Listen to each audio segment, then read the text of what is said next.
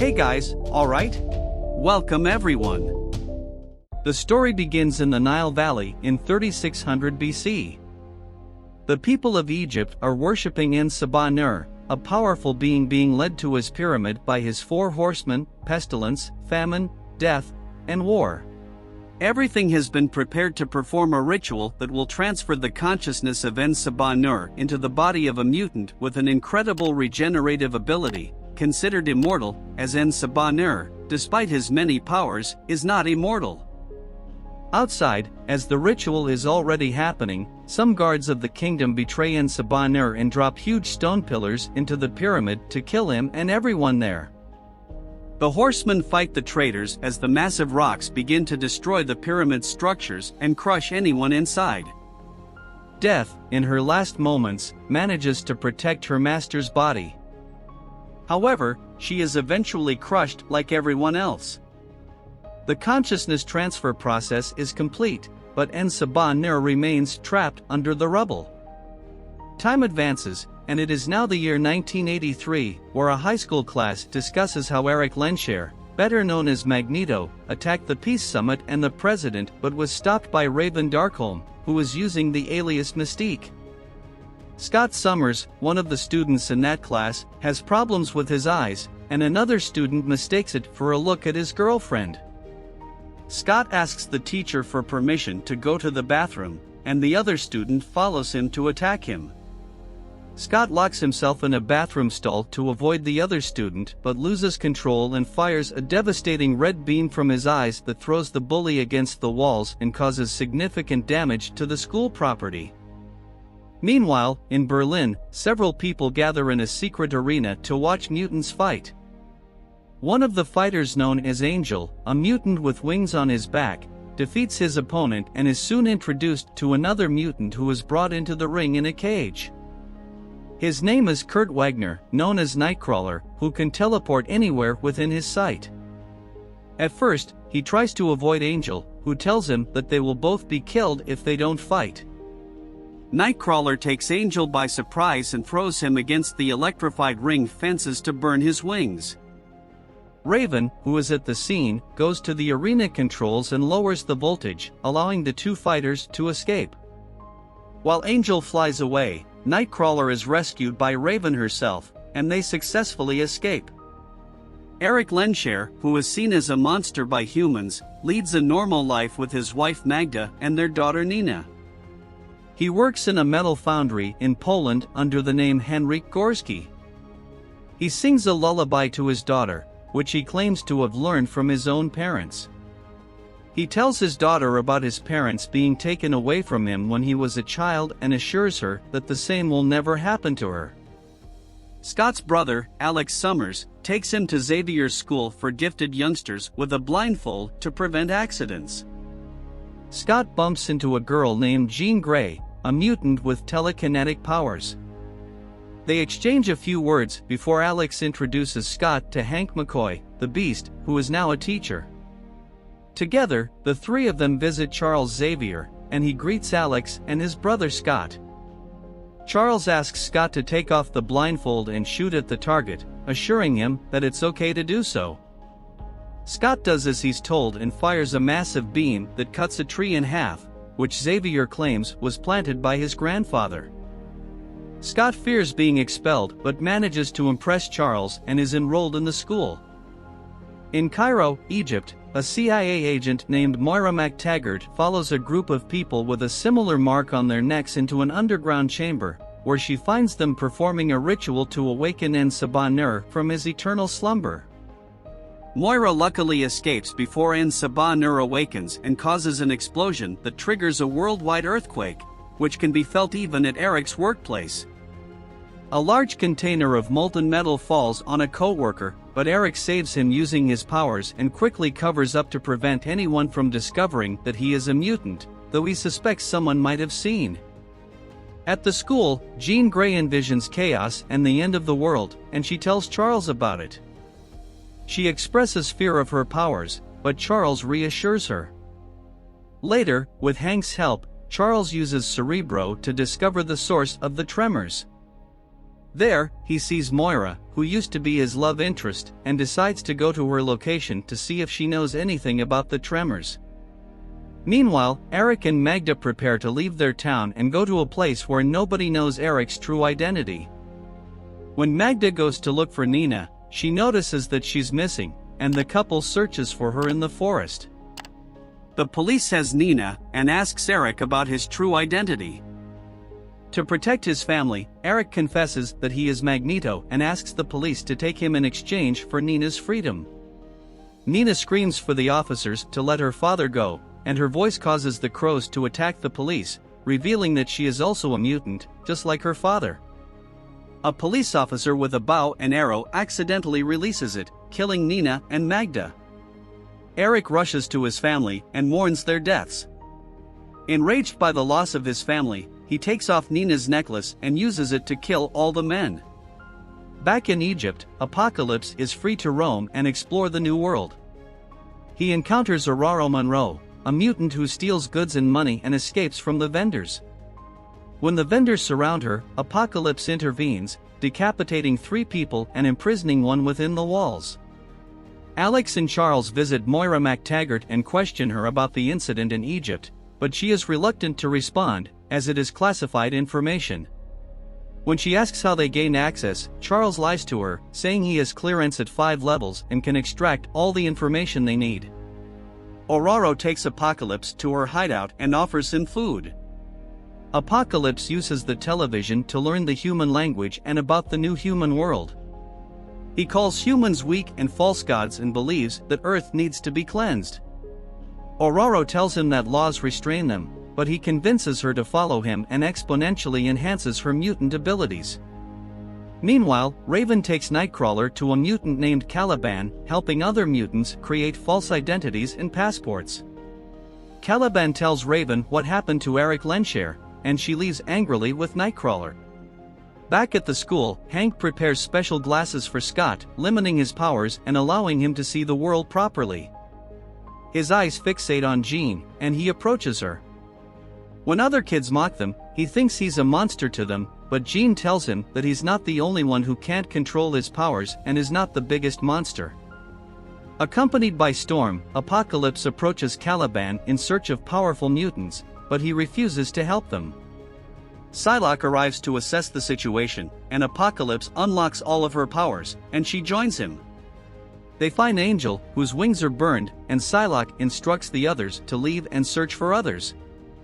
Apocalypse refuses to leave and enhances Angel's abilities, giving him a much more deadly pair of wings, and he begins to follow him. Raven and Nightcrawler arrive at Xavier's school for gifted youngsters, and a happy Hank greets them. At first, he's surprised, but welcomes them. Nightcrawler is escorted by a fellow student to Scott, and they all decide to go to a mall since Nightcrawler doesn't know what it is. Hank asks Raven to convince Charles to form the X-Men, as he believes the world needs them, but she tells him she's there to ask for help for Eric. Eric goes to his workplace and closes all the doors and machines, leaving no escape for the people present in the factory. He asks people what it's like to lose someone they love deeply and comments that it will be a pain that the families of those people will have to live with for the rest of their lives. When he's about to kill everyone, Apocalypse teleports to his location with his followers to take Eric under his command. Eric asks him not to interfere or try to save anyone, but to his surprise, Apocalypse instantly buries everyone present there. Apocalypse takes Eric to Auschwitz, where he first used his powers and lost his family, and encourages him to manipulate metal on Earth and use his anger to fuel his energy. Eric begins to destroy the other buildings around him while Apocalypse promises to build a better world. The incident in Poland is reported on the news, and Peter Maximoff, better known as Quicksilver, watches the news. When his mother checks on him, he switches channels and pretends to be playing video games, but his mother knows that he was watching the news, and specifically, watching Eric, and warns him not to go after him. Charles and Alex, along with Moira, return to the school, and Charles is surprised to see Raven. When Raven greets Moira, she is surprised to see that Moira doesn't remember her, and Charles tells Raven that he erased Moira's memories when she left. Raven tells him about Eric's situation, and they use Cerebro to locate him. When Charles finds Eric, he tries to convince him to come to him for help, but Eric says he tried to live the life Charles wanted him to live, but the world wouldn't let him be at peace and took everything from him. Eric promises to do the same to everyone else, and Charles senses another presence near Eric. Apocalypse recognizes Charles's powers and takes control of him. He can connect to whatever he wants and detonates all the nuclear weapons. Charles asks Alex to destroy Cerebro to stop Apocalypse. As they exit, Apocalypse teleports to their location and takes Charles with him. A desperate Alex tries to save his friend but ends up exploding Hank's machines, causing a massive explosion. Mercury makes an astonishing entrance. He with his super speed saves everyone that they were inside the school, without anyone getting hurt. Scott, Nightcrawler, Jean, and another student return to the school only to find it in ruins. When Scott looks for his brother, Hank tells him that he was closer to the explosion and couldn't be saved. Scott mourns from a distance, and Jean and Nightcrawler console him. A helicopter lands on the school grounds claiming to have come for medical assistance. Moira approaches them, thinking they're part of another agency, until the leader steps out and removes his mask. It's William Stryker. His men unleash a sonic explosion that incapacitates everyone except Scott, Jean, and Nightcrawler. Jean manages to keep them hidden by manipulating one of Stryker's men's minds, while Stryker takes Raven, Hank, Peter, and Moira to prison. Scott asks Nightcrawler to teleport them all into the helicopter secretly, and Jean keeps them all safe. When they manage to get into the helicopter, an electric field negates all their powers, keeping them trapped. Stryker takes the mutants to his facility and throws Raven, Hank, Moira, and Peter into a cell.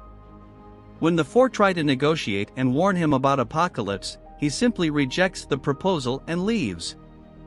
Meanwhile, Apocalypse takes his followers and Charles to his old home and orders Charles to transmit a message to everyone on the planet, but he refuses to do so and says he can't without Cerebro. However, Apocalypse says he doesn't need any machines when he has him. In the cell, Peter asks Raven about Eric being a villain and confesses that he is Peter's father. Suddenly, people around the world can hear Charles's message that he is sending with Apocalypse's help, and he secretly sends a message that only Jean can hear. Scott, Jean, and Nightcrawler make their way to the generator room but hear something growling locked up, which Scott comments is an animal, and Jean rejects the idea, saying it's a man.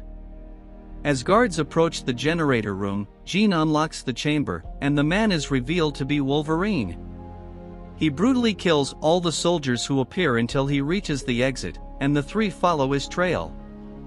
Jean stops Wolverine and gently removes his brainwashing device. She enters his mind and restores the memories she can reach. Without saying a word, Wolverine departs. The three then reach the cell, and Scott blasts open the cell door to free Moira and the mutants, and they head towards Charles's location. Apocalypse rebuilds his pyramid, ruining everything, and instructs Magneto to cause global destruction. When Charles inquires about his role, Apocalypse says he has the most important role, hinting that he wants to transfer his consciousness into Charles's body to gain complete control over everyone. Raven and the others have arrived. They decide that Raven and Peter will deal with Eric. At the same time, the rest of them will focus on bringing Charles back from the pyramid. On the other hand, Apocalypse instructs his horsemen to prepare for war and prevent anyone from entering until the transfer is complete. Hank and the three newcomers catch Angel off guard, and Nightcrawler infiltrates the pyramid with Angel turning to his side. When the other three try to enter, they face off against Storm and Psylocke. After a fierce battle with Angel, Nightcrawler manages to get inside to find Charles, but the others struggle the horsemen. Raven tells Eric that he has more family and that it's not over for him, and Peter tries to confess that he's his son but can't. Nightcrawler rescues Charles just before the transfer is completed and brings everyone back to the plane one by one. They attempt to escape, but Angel and Psylocke destroy their plane, forcing Nightcrawler to teleport the team to safety. Apocalypse regains consciousness and desperately calls for Charles. Peter initially lands a few punches on Apocalypse using his speed but ends up pinned to the ground. Raven tries to rescue him but fails, and Apocalypse calls Charles to help his friends. Charles reminds him that he is somehow connected to him and enters his mind, but it doesn't work, and Apocalypse takes advantage of it to discover Charles's location. As he advances towards him, Magneto betrays him and prevents him from reaching Charles, and the others help him do it, but they are overpowered by his strength. Charles asks Jean for help and asks her to unleash her true self.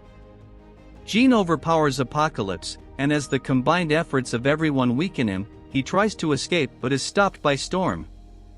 He finally disintegrates, saying that everything is revealed.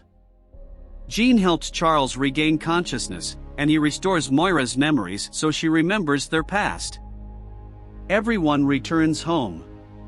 Eric and Jean assist in rebuilding the school, and Monroe asks Peter about confessing their relationships to Eric, to which he responds that he will do it one day, but for now, he will continue with them. Charles tries to persuade Eric to stay, but Eric bids farewell, wishing them good luck in their future endeavors. Raven prepares the new members of the X-Men, and Hank releases the robots to train with them.